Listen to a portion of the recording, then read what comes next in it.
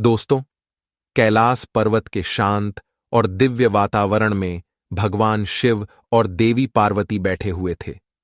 चारों ओर हिमालय की ऊंची चोटियां और बर्फीली हवा का स्पर्श उन्हें और भी अधिक दिव्य बना रहा था। तब देवी पार्वती ने भगवान शिव से एक प्रश्न पूछा। हे प्रभु, मैंने सुना है श्रावण सोमवार के व्रत का महत्व सभी व्रतों से बढ़कर है। यह व्रत क्यों किया जाता है? इस व्रत को करने से कौन सा फल मनुष्य को मिलता है? तथा हे प्रभु, इस व्रत को किसे करना चाहिए और किसे नहीं? इस व्रत के क्या नियम हैं? कृपया आप मुझे विस्तार से बताइए। भगवान शिव ने मुस्कुराते हुए उत्तर दिया, हे पार्वती, श्रावण सोमवार का व्रत प्रत्येक मनुष्य को करना चाहिए। यह व्रत हर विवाहित स्त्री और अविवाहित युवतियों के लिए अत्यंत महत्वपूर्ण है। इस व्रत को करने से सभी प्रकार की मनोकामनाएं पूर्ण होती हैं। जो भी इस व्रत को करता है, उस पर मेरी कृपा दृष्टि सदैव बनी रहती है। इस व्रत को करने वाले के सभी पापों का नाश होता है और उसे मोक्ष की प्राप्ति होती है। किंतु इस व्रत को करते समय नियमों का पालन करना अनिवार्य है। हे देवी, इस व्रत के नियम बताने से पूर्व मैं तुम्हें एक प्राचीन इतिहास सुनाता हूं। जो भी मनुष्य इस कथा का श्रवण करता है, उसके कोटि कोटि पाप नष्ट हो जाते हैं। उसे अनेक जन्मों तक श्रावण मास का व्रत करने का पुण्य इसी जन्म में प्राप्त हो जाता है। इसीलिए हे पार्वती, तुम इस कथा को ध्यान से सुनो। इस कथा को सुनने के बाद तुम्हें तुम्हारे सभी प्रश्नों के उत्तर मिल जाएंगे। देवी पार्वती कहती है, हे प्रभु, आपके मुख से इस कथा का श्रवण करना बड़े सौभाग्य की बात है। कृपया आप मुझसे वह कथा कहिए, मैं इसे ध्यान से पूरा अवश्य सुनूंगी। तब भगवान शिव देवी पार्वती को वह कथा सुनाने लगते हैं। बहुत समय पहले की बात है। मध्य देश में एक अत्यंत शोभायमान नगरी थी। उस नगरी में एक वैश्य रहता था, जिसका नाम था धर्मदास। धर्मदास का व्यापार बहुत ही सफल था और उसे समाज में काफी मान सम्मान प्राप्त था। उसके पास बहुत धन दौलत थी, परंतु वह अपने धन का उपयोग अच्छे कार्यों में करता था। धर्मदास की एक सुंदर पत्नी थी, जिसका नाम था सुमन। सुमन एक पतिव्रता स्त्री थी और अपने पति की बहुत सेवा करती थी। वह हमेशा भगवान शिव की आराधना में लीन रहती थी और उनके आशीर्वाद की कामना करती थी। धर्मदास और सुमन दोनों ही भगवान शिव के बड़े भक्त थे और वे नित्य भगवान शिव की आराधना किया करते थे। फिर जब श्रावण का महीना शुरू होने वाला होता है, तो सुमन ने एक दिन अपने पति से कहा, हे स्वामी, मैं श्रावण सोमवार का व्रत करने की सोच रही हूँ। इस व्रत के बारे में मैंने सुना है कि इसे करने से भगवान शिव की कृपा प्राप्त होती है और सभी मनोकामनाएं पूर्ण होती हैं। आप भी इस व्रत को करें, जिससे हमारे जीवन में सुख शांति बनी रहे। धर्मदास ने अपनी पत्नी की बात सुनकर उत्तर दिया, सुमन, मैं तुम्हारी बात से सहमत हूं। हम दोनों मिलकर इस व्रत को करेंगे और भगवान शिव का आशीर्वाद प्राप्त करेंगे। श्रावण मास का पहला सोमवार आया। सुमन ने पूरे विधि विधान से व्रत रखा। उसने सुबह स्नान करके भगवान शिव की पूजा की। धर्मदास ने भी व्रत रखा और भगवान शिव की आराधना की। इस प्रकार से सुमन और धर्मदास प्रत्येक श्रावण सोमवार के दिन भगवान शिव की पूजा आराधना किया करते और उपवास रखते थे। किंतु एक दिन उन दोनों से बड़ी भूल हुई। श्रावण महीने के एक सोमवार के दिन सुबह के समय सुमन का पति काम से अत्यंत व्याकुल हुआ जा रहा था। उसने अपनी कामेच्छा को पूर्ण करने के लिए सोमवार के दिन सुबह ही अपनी पत्नी के साथ संबंध स्थापित किया। यह बात उसे ज्ञात नहीं थी कि श्रावण सोमवार के व्रत के दिन ऐसा करना व्रत को भंग करने के समान होता है। जब धर्मदास ने श्रावण सोमवार के दिन सुमन के साथ संबंध बनाया, तो उसी क्षण उसका व्रत टूट गया और उसे महापाप लगा। फिर दूसरे दिन धर्मदास ने अपने व्यापार के सिलसिले में एक योजना बनाई। वह व्यापार करने के लिए विदेश जाना चाहता था। धर्मदास ने विदेश जाने के लिए नदी के मार्ग से जाने का निश्चय किया। इसीलिए अपने सेवकों से कहा, हे सेवकों, हमें व्यापार के लिए दूसरे देश जाना है, इसीलिए तुम एक नौका लेकर आओ। फिर जब धर्मदास अपने व्यापार के लिए जाने लगा, तब सुमन ने उससे कहा, हे स्वामी, आप सुरक्षित जाइए और जल्दी लौटकर वापस आइए। मैं आपका इंतजार करूंगी। तब धर्मदास कहते हैं, हे सुमन, तुम चिंता मत करो, मैं विदेश में चीजें बेचकर जल्दी से लौटकर आ जाऊंगा। फिर धर्मदास नौका में बैठकर नदी के रास्ते से विदेश जाने के लिए निकला। बहुत समय तक सफर करने के बाद अचानक से नदी में एक भयंकर तूफान आ गया। यात्रा के दौरान उसकी नौका एक भयंकर तूफान में फंस गई। उनकी नौका भयानक बवंडर में फंसकर डूबने लगी। नौका में फंसे सभी लोग जोर जोर से चीखने चिल्लाने लगे और फिर कुछ समय बाद वह नौका उन सभी के साथ नदी में डूब गई। इधर जब उसके पति की नौका डूबने का समाचार सुमन को मिला तो वह बहुत दुखी हो गई और जोर जोर से रोने लगी। सुमन की सास भी बहुत दुख से शोक विलाप करने लगी। सुमन की सास ने क्रोध में आकर सुमन से कहा, अरे पापिनी, तेरे ही पाप के कारण आज मेरे बेटे की नौका डूब गई है। तूने अवश्य ही कोई महापाप किया होगा। तब सुमन कहती है, हे सासू माँ, आप यह क्या कह रही है? मैंने कोई पाप नहीं किया है। मैं एक सच्ची पतिव्रता नारी हूँ। मैंने कभी अपने पति के लिए अशुभ विचार नहीं किया। सुमन की सास कहती है, अरे कुल्लटा, तू बहुत भोली बन रही है। मैं सब जानती हूँ। तेरी जैसी पापिनी स्त्रियों के पति जवानी में ही मर जाते हैं। तूने ही कोई न कोई घोर पाप किया है, जिस कारण से तू विधवा हो गई है। अब तू इस घर में निवास नहीं कर सकती, इसीलिए शीघ्रता से इस घर को छोड़कर चली जा। सुमन कहती है, हे सासू माँ, अब मैं कहाँ जाऊँ? मेरे पति के अलावा इस दुनिया में मेरा कोई नहीं है। कृपया आप मुझे घर से ना निकालिए।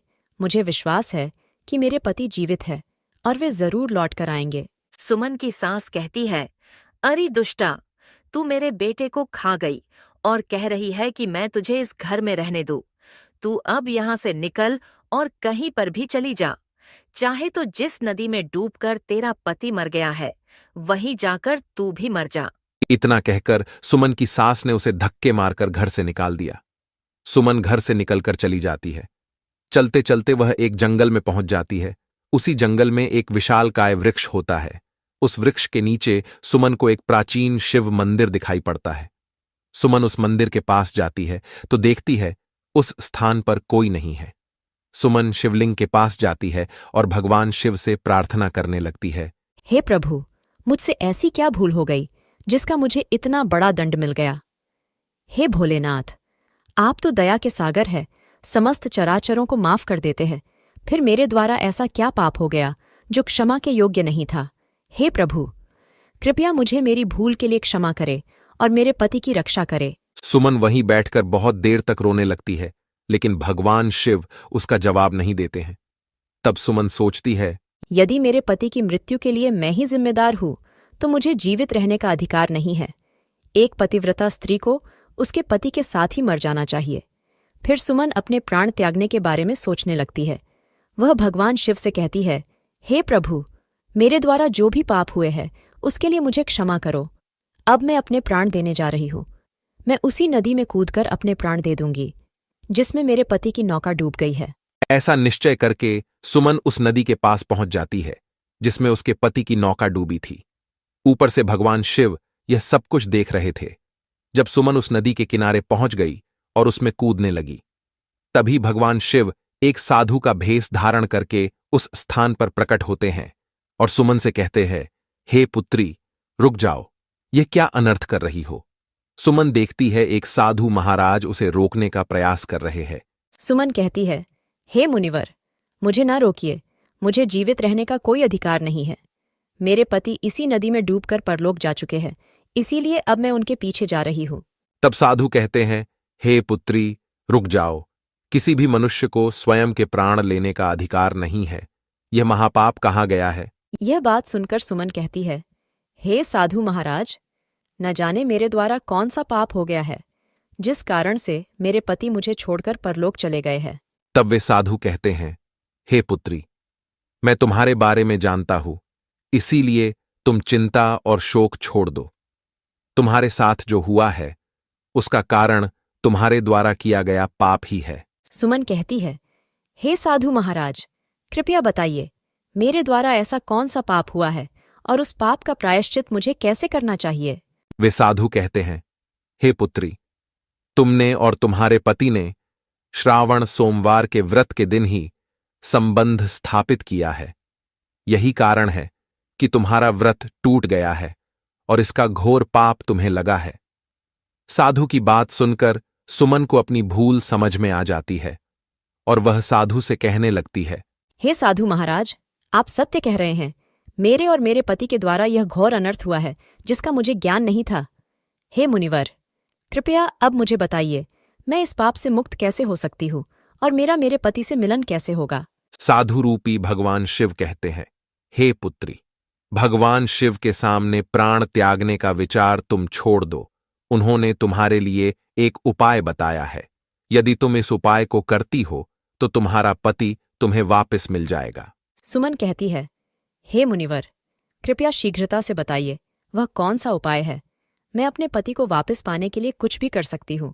तब वह साधु कहते हैं, हे पुत्री, यदि तुम अगले श्रावण सोमवार का व्रत विधिपूर्वक करोगी और ब्रह्मचर्य का पालन करोगी तो निश्चित ही तुम्हारा व्रत सफल हो जाएगा और भगवान शिव की कृपा से तुम्हें तुम्हारा पति वापस मिल जाएगा। सुमन ने साधु के चरणों में गिरकर कहा, हे महाराज, मैं आपकी बात मानूंगी और अगले साल श्रावण सोमवार का व्रत करूंगी। साधु ने उसे आशीर्वाद दिया और कहा, तुम्हारा पति तुम्हें अवश्य वापस मिलेगा। भगवान शिव की कृपा से सब कुछ ठीक हो जाएगा। फिर वे ऋषि उस स्थान से अंतर्ध्यान हो जाते हैं। उस साधु का अचानक से अदृश्य हुआ देखकर सुमन अचंभित हो जाती है। उसे समझ में आ जाता है कि साक्षात भगवान शिव ही उसे दर्शन देने के लिए आए थे। सुमन ने भगवान शिव की बात मानी और शिव मंदिर में 1 साल तक रही। उसने ब्रह्मचर्य का पालन करते हुए व्रत किया और श्रावण मास के आने का इंतजार किया। उसने दिन रात भगवान शिव की आराधना की और अपने पति की सुरक्षा के लिए प्रार्थना की। अगले साल श्रावण मास आया और सुमन ने विधिपूर्वक व्रत किया। उसने ब्रह्मचर्य का पालन करते हुए भगवान शिव की पूजा की और अपनी मनोकामना पूरी होने की प्रार्थना की। व्रत के बाद भगवान शिव प्रकट हुए और उसे दर्शन देकर कहा, हे पुत्री, तुम्हारी भक्ति और पूजा से मैं प्रसन्न हूं। तुम्हें जो भी वर चाहिए मांग लो, मैं तुम्हारी मनोकामना को अवश्य पूर्ण करूंगा। तब सुमन कहती है, हे प्रभु, मेरे ही पाप के कारण मेरे पति से वियोग हो गया है। कृपया मुझे मेरा पति लौटा दीजिए। फिर भगवान शिव कहते हैं, हे पुत्री, तुम्हें तुम्हारा पति अवश्य प्राप्त हो जाएगा। अब तुम शीघ्रता से नदी के पास जाओ, तुम्हारा पति तुम्हें नदी के पास ही मिलेगा। इतना कहकर भगवान शिव अंतर्ध्यान हो जाते हैं। सुमन भगवान शिव को प्रणाम करती है और दौड़ती हुई नदी के पास गई और देखा कि उसका पति धर्मदास नौका में बैठकर आ रहा है। अपने पति को जीवित देखकर सुमन बहुत प्रसन्न हुई। फिर धर्मदास नौका से किनारे पर आ गया और नौका से उतरकर उसने सुमन को देखते ही कहा, सुमन, भगवान शिव ने हमारी रक्षा की है। मैं तुम्हारे पास वापस आ गया हूं। सुमन अपने पति को देखकर बहुत प्रसन्न हुई और उसने भगवान शिव का धन्यवाद किया। उसने कहा, प्रभु, आपकी कृपा से ही मेरे पति की जान बची है। मैं आपके प्रति सदैव कृतज्ञ रहूंगी। धर्मदास ने भी भगवान शिव का आभार व्यक्त करते हुए कहा, हे भगवान, आपकी कृपा से ही मैं जीवित हूं। हम दोनों सदैव आपके व्रत का पालन करेंगे और आपकी आराधना करेंगे। इस प्रकार सुमन के व्रत के फलस्वरूप उसके पति की जान बच गई और उनका जीवन सुखमय हो गया। यह कथा सुनकर देवी पार्वती ने भगवान शिव को प्रणाम किया और श्रावण सोमवार व्रत की महिमा को समझा। इस कथा से यह सिद्ध होता है कि श्रावण सोमवार का व्रत अत्यंत महत्वपूर्ण है और इसे विधिपूर्वक करने से सभी प्रकार की मनोकामनाएं पूर्ण होती हैं। भगवान शिव ने कहा, हे पार्वती, श्रावण सोमवार का व्रत केवल स्त्रियां ही नहीं बल्कि पुरुष भी कर सकते हैं। यह व्रत सभी के लिए लाभकारी है। जो व्यक्ति इस व्रत को विधिपूर्वक करता है उसे मेरी कृपा प्राप्त होती है और उसके सभी कष्ट दूर हो जाते हैं। हे पार्वती, अब मैं तुम्हारे दूसरे प्रश्न का उत्तर देता हूं। उसे ध्यान से सुनो। किन मनुष्यों को श्रावण सोमवार का व्रत नहीं करना चाहिए? पहली है पति को छोड़कर दूसरे पुरुष के पास जाने वाली स्त्री। भगवान शिव ने बताया कि जो स्त्री अपने पति को छोड़कर किसी अन्य पुरुष के पास चली गई हो उसे श्रावण सोमवार का व्रत नहीं करना चाहिए। यह आचरण सामाजिक और नैतिक दृष्टि से अनुचित माना जाता है। विवाह एक पवित्र बंधन है और इसमें विश्वास और वफादारी का महत्व सबसे अधिक होता है। पति को छोड़कर अन्य पुरुष के पास जाने वाली स्त्री ने अपने विवाह बंधन का उल्लंघन किया होता है। यह न केवल उसके पति के साथ विश्वासघात है, बल्कि समाज के नैतिक ढांचे के खिलाफ भी है।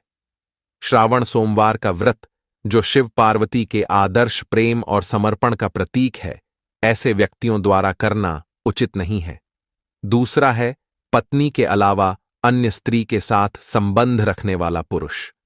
शिवजी ने कहा कि जो पुरुष अपनी पत्नी के अलावा किसी अन्य स्त्री के साथ संबंध रखता है, उसे भी श्रावण सोमवार का व्रत नहीं करना चाहिए। यह आचरण भी विवाह बंधन के प्रति वफादारी का उल्लंघन है। विवाह में पति और पत्नी के बीच निष्ठा और विश्वास का बंधन होता है और इसे तोड़ना नैतिक रूप से गलत है।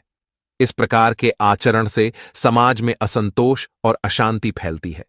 शिव पार्वती का आदर्श संबंध हमें प्रेम, विश्वास और समर्पण की शिक्षा देता है, और इस व्रत का पालन केवल वही कर सकते हैं जो इन गुणों का पालन करते हैं।